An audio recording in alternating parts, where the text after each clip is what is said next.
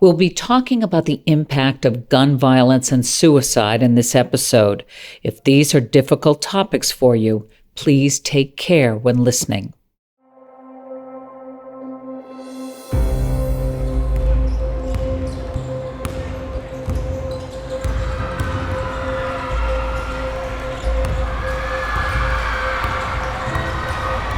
Columbine with the ball. Pass number 5, Greg Barnes. It's up. He scores.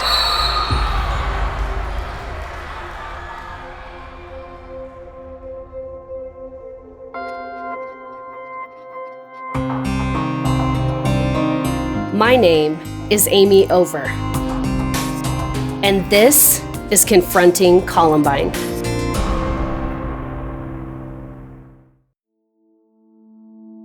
Confronting Columbine continues with Amy Over. I'm Nancy Glass. Amy, you lost 12 students and your coach during the massacre at school. There was another loss a year later. Who was Greg Barnes?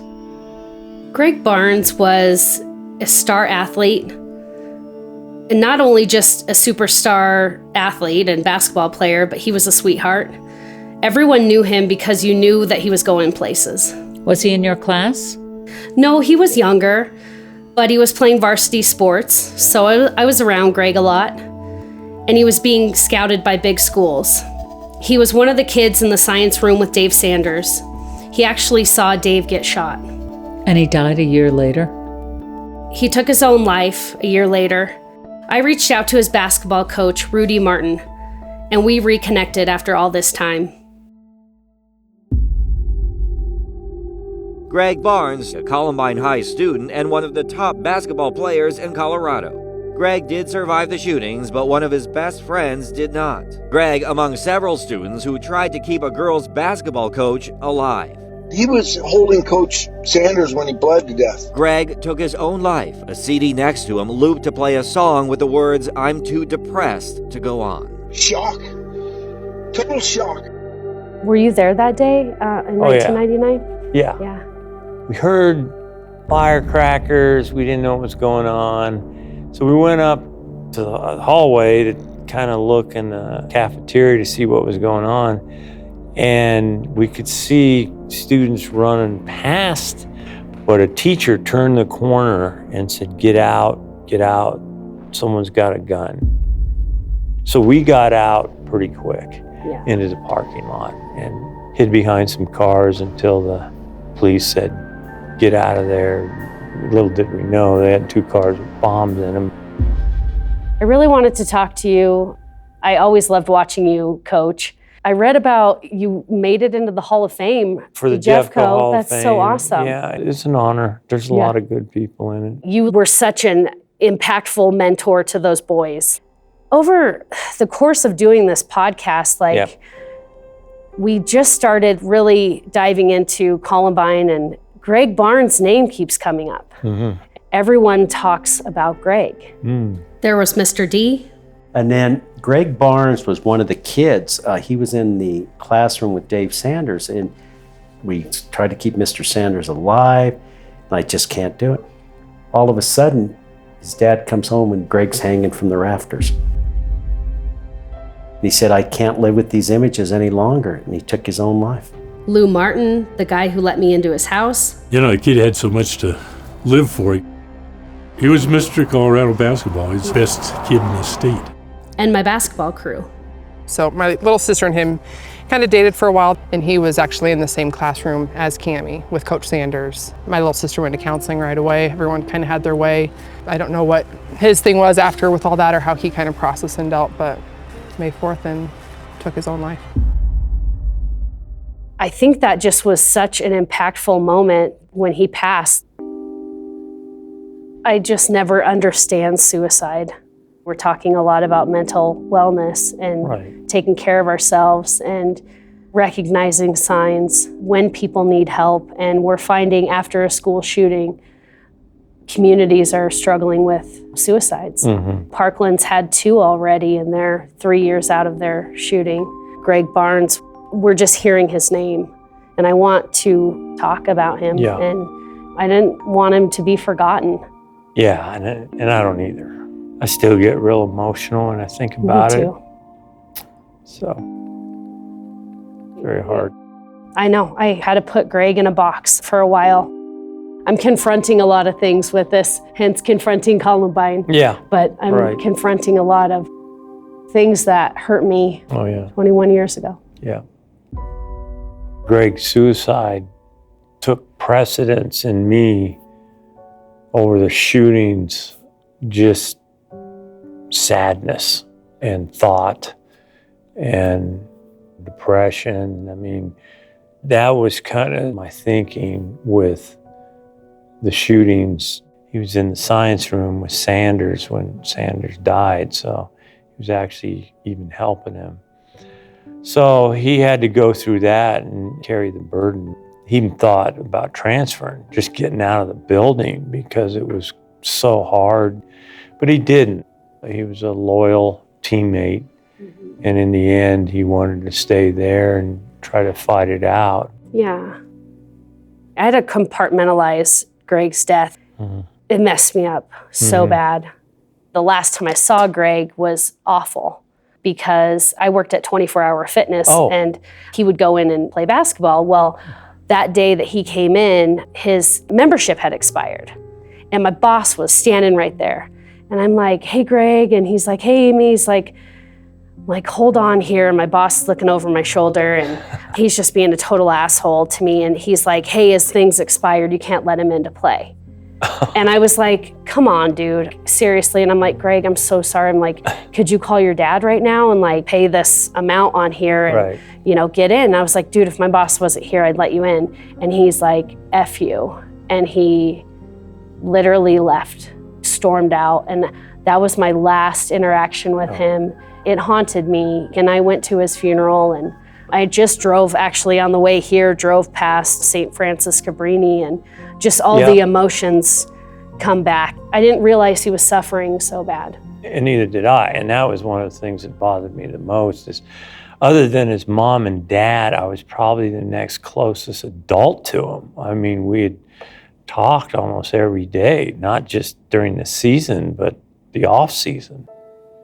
He was always coming in to get films and talk about what we were going to do, and he was a smart kid. Was there any sign that something was wrong? I know his dad had called me and said he's worried, and this was the week of, and probably a week and a half before, he was trying to get him in to see a counselor, and that happened. Just this little time period before that. But other than that, we saw nothing but a happy, determined kid. He's a straight A student. Yeah. In addition to putting so much time in the game. We'd always do pickup games with the guys and stuff. And he was just, not only was he an amazing basketball player, he was a great person. That was something that when I think about Greg, you know, as a coach, in high school, you're dealing with a lot of egos. Yeah, Greg was humble. He was nice. I'd never heard him say anything mean to an opponent or to a teammate. Just a real sweet kid. He was younger, but colleges were already looking, right? They were. There were a lot of bigger schools. I know Vanderbilt in Utah, Texas A&M. He died on a Thursday, and Monday, before that, he went to visit DU. Denver University. Right, which was a low Division I school. So he had a lot of bigger schools after him, and this is May now. And on Tuesday, he came into my classroom at lunch. You mean the Tuesday before he passed away? Yeah, and it was just he and I. And he said, I'm gonna go to DU. And I said, whoa, wait, we've got summer to get through. Don't you want to kind of wait?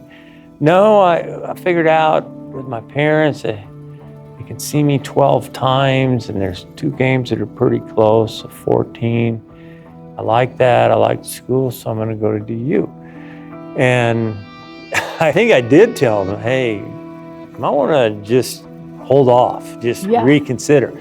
But I do remember at the end of that conversation, he said, "Hey, Coach, can I take a couple films?"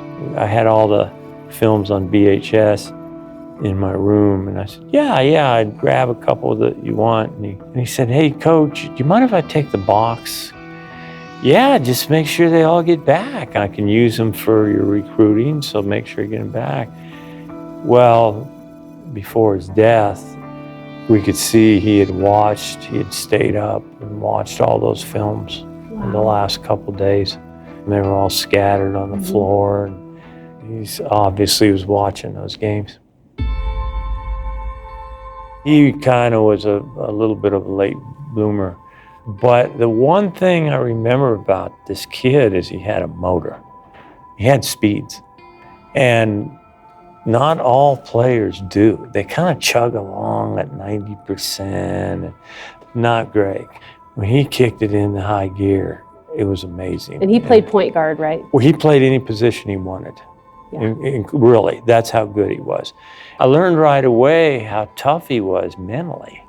And if you're going to be one of the star players, that comes with it. You've got to be mentally tough. Yeah. Of course, it was his junior year. And it was Bear Creek, and we won, and it was a pretty good game. I thought we played pretty well, and we got in the locker room, and I could see Greg, he kind of had his head down, and we just won. Yeah. And so after everybody left, "Hey, Greg, what gives?" And he said, "Oh, nothing." He said, "I was 7 for 12 from the foul line." And I said, "Greg, you're going to have nights like that. That's okay." Well, the next day was Saturday morning, and we had practice, and he was always the first one there, and he said, "Hey, Coach, 91. I said, "91 what?" He said, "I was 91 for 100 last night in my driveway. Went home, shot 100 free throw." And so I just said, "Good for you, Greg, good for you." But that was Greg. I mean, Just driven. Just so driven and worked so hard. And it showed. He was so fun to watch. Yeah. It shocked us all. And to go through April 20th and then a year later, lose the star basketball player, just such a great guy.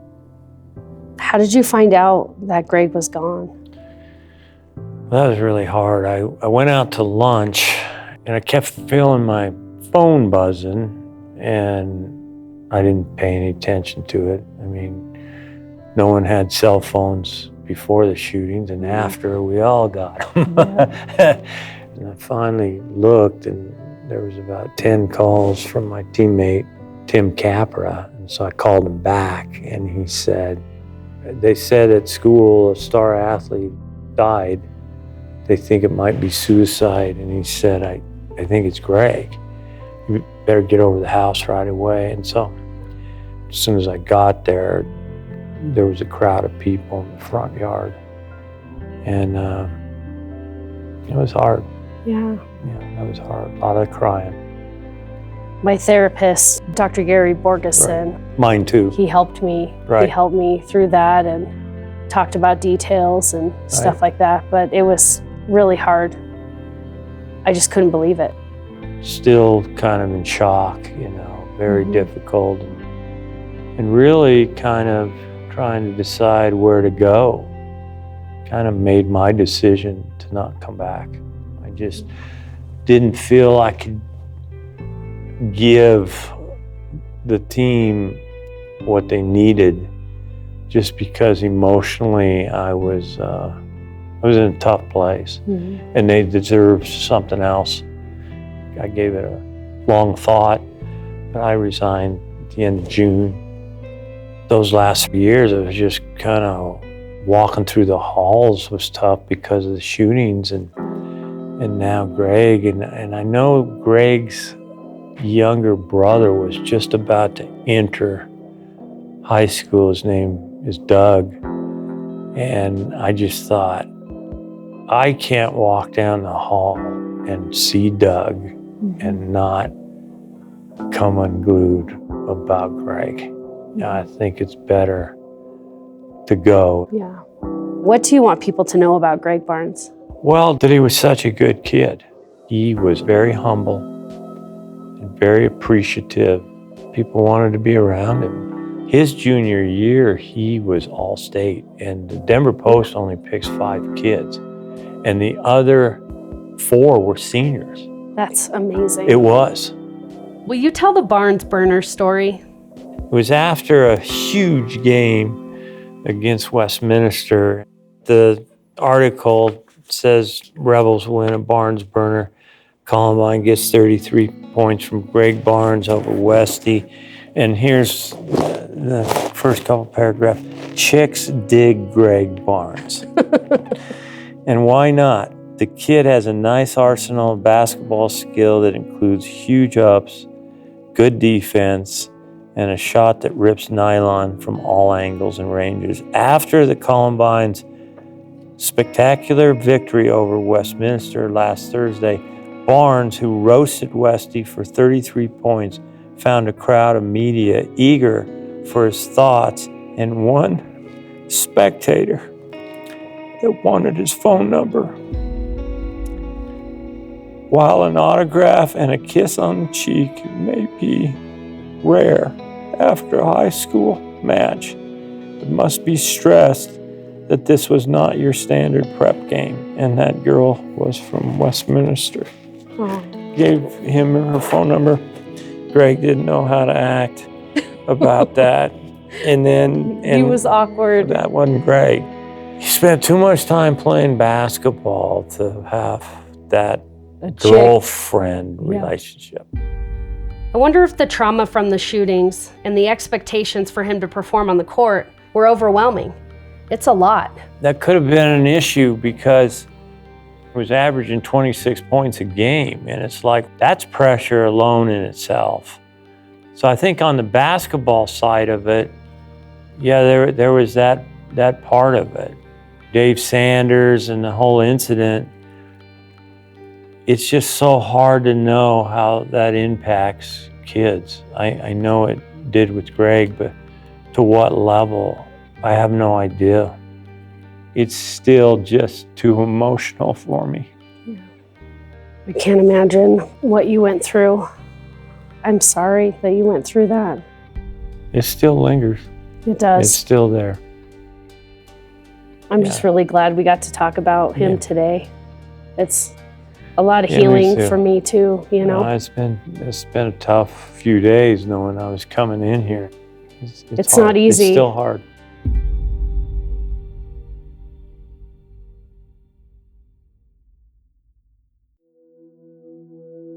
I wanted to talk to somebody who really could help me understand a little bit more about teen suicide. Partly to understand what happened to Greg. He was obviously suffering. Teen suicide is something that's really, really a hard topic to understand. And I have 3 teenagers living in the house. I found a wonderful lady, Dr. Paramjeet Joshi, with a ton of knowledge on this topic, and she's currently a staff member on the University of California, Irvine. She's dedicated her career to kids' mental health. You heard the story about Greg Barnes. Yes. I went to high school with Greg. I played basketball with him. Greg, he looked like he was holding everything together after his trauma. So one of the most painful things I think that we have to grapple with is the fact that when you have physical injuries, you can see them. But emotional injuries are internal scars that you don't see. And we're so dependent on what the person tells us or doesn't tell us. Somehow they didn't die in the incident. And somehow they have to hold it together for whatever reason. It could be a multitude of reasons. It's kind of the survivor guilt in some ways. I have to do whatever I have to do to make it. I was lucky, I was not killed. But then there's so many other factors and variables in one's life. And so there's some, who manage and move on. There are others who really get impacted by other things that happen in their lives. Kids are under a tremendous amount of pressure, whether it's social pressure, academic pressure, family pressure. And so it's really hard to gauge who might be unable to handle it and who might be able to. That's kind of $1 million question.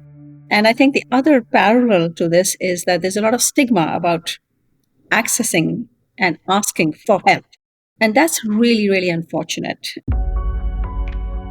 we have made some dents, and a lot of that has to do with education and public impressions. I think politicians need to understand it as well, because if politicians understand it, then there is funding that follows. Definitely. For a teenager who is exposed to that level of violence and trauma, is there some kind of standard care we should be looking at? There is some research to show that if you have direct exposure to trauma, the impact is far greater than if you hear about it. And so in Greg's situation, he was right there. He saw it, he felt it, all his 5 senses were impacted. And some of this research was done after 9/11, in the kids in Manhattan. And the kids who just kind of saw it on television versus those who actually were in the area were far more impacted and had higher rates subsequent to that of depression and panic attacks and social anxiety. You said there could be other factors that impact an outcome in response to trauma. What are some examples of that? Does the individual access care? Then there are other psychosocial factors, family, or your spirituality or your religion.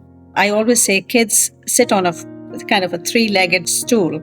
You have your family, you have your school, and you have your friends.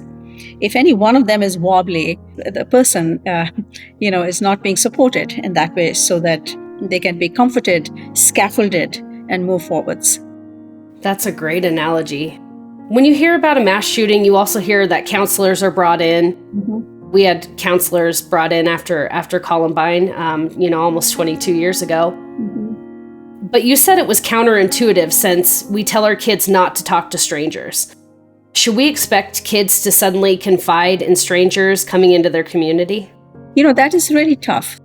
If there are a group of professionals who are really going to become part of the school culture and are going to be there for a period of time, then the kids can start to trust them. So, for example, if we have some school psychologists or social workers or, other mental health providers, the kids get to know them. We don't just talk to a stranger. We ordinarily don't. Mm-hmm. I think the school teachers and authorities mean well, but in the long run, it's putting a Band-Aid.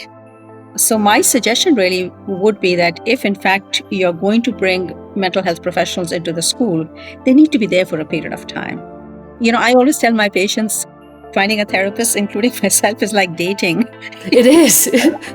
you need to feel comfortable.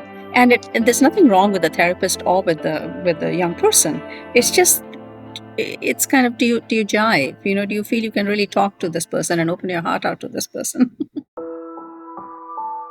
I live in a nice, affluent area here in Colorado, and I read somewhere we have one of the highest suicide rates in the nation, but nobody talks about it. Mm-hmm. Suicide in teenagers is the 3rd leading cause of death, and that is after motor vehicle accidents. Why do kids, choose to take their lives? It's a multitude of factors, really, but one of the most important ones is either a mood disorder or a severe anxiety disorder. They have trouble sleeping, they start having trouble concentrating, they withdraw from activities that they normally enjoy, they lose interest in things.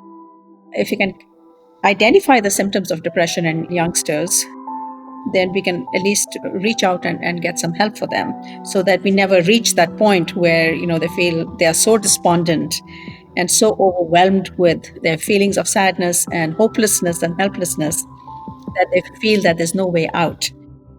As regards depression and anxiety and PTSD and bipolar disorder have clearly shown that a combination of an appropriate medication and evidence-based psychotherapy has the best effect than either alone. Give ourselves permission to seek help and have society not push back or think of you in a negative way. Mm-hmm. We have a lot of work ahead of us.